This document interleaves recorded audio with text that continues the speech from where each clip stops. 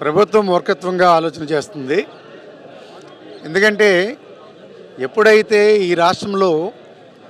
17 medical కాలేజీలు ఏర్పాటు చేయాలని జగన్మోహన్ రెడ్డి గారు ఆలోచనతో 5 మెడికల్ కాలేజీలను పూర్తి చేసుకొని క్లాసులు కూడా ప్రారంభించి సూపర్ స్పెషాలిటీ హాస్పిటల్ కూడా ఏర్పాటు చేసి మిగిలినటువంటి 12 కూడా పూర్తి చేయాలనేటువంటి సంకల్పంతో ముందుకు వెళ్తున్నటువంటి తరుణంలో ఎన్నికలు రావడము, ఆ ఎన్నికల్లో కూటమి ప్రభుత్వం అధికారంలోకి వచ్చిన తర్వాత ఈ 12 మెడికల్ కాలేజీలని ఎక్కడున్నటువంటిది అక్కడే నిలుపుదల చేసేటువంటి పరిస్థితులు కూడా చూసాము. వారు తీసుకున్నటువంటి నిర్ణయం వాళ్ళకి మంచి అని అనిపించే విధంగా నిర్ణయం తీసుకోవడం జరిగింది. కానీ జగన్మోహన్ రెడ్డి గారు ఈ రాష్ట్రంలో ఉన్నటువంటి ప్రభుత్వం వైఖరి ఏ విధంగా ఉందో, ఏ విధంగా 17 మెడికల్ కాలేజీని ప్రైవేటీకరణ చేయాలనేటువంటి ఆలోచన చేస్తున్నటువంటిది ప్రజా వ్యతిరేకత విధానం అని చెప్పి ప్రజల్లోకి తీసుకువెళ్ళి కోటి సంతకాలను సేకరించి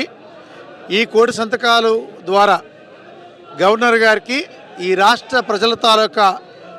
ఆకాంక్ష ఏదైతే ఉందో జగన్మోహన్ రెడ్డి గారు ఏర్పాటు చేసినటువంటి మంజూరు చేసినటువంటి 17 మెడికల్ కాలేజీలు కూడా పూర్తి స్థాయిలో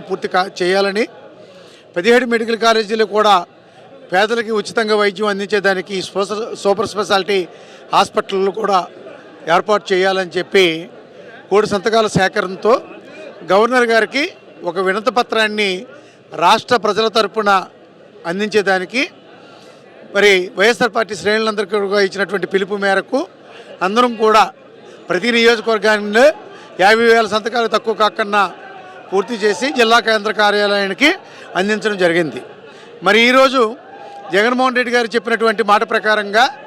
ఈ రోజున జిల్లా కేంద్ర కార్యాలయం దగ్గర నుంచి సెంట్రల్ ఆఫీస్కి ఇక్కడ ఉన్నటువంటి 7 నియోజకవర్గాల్లో జిల్లా వ్యాప్తంగా సేకరించినటువంటి ఈ సంతకాల సేకరణ పత్రాలని రాష్ట్ర కార్యాలయానికి పంపించేదానికి ఈరోజు భారీ ర్యాలీతో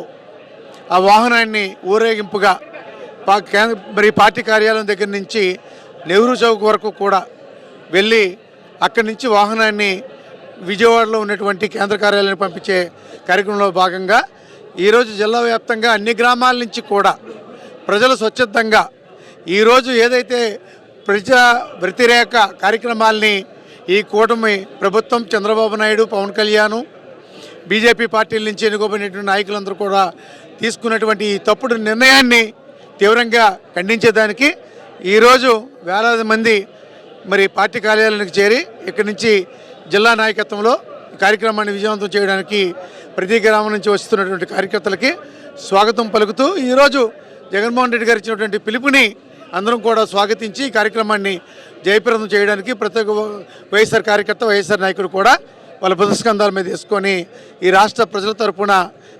ప్రభుత్వం మీద ఒత్తిడి తీసుకొచ్చేదానికి నిరంతరం కూడా శ్రమిస్తూ ఉన్నారు.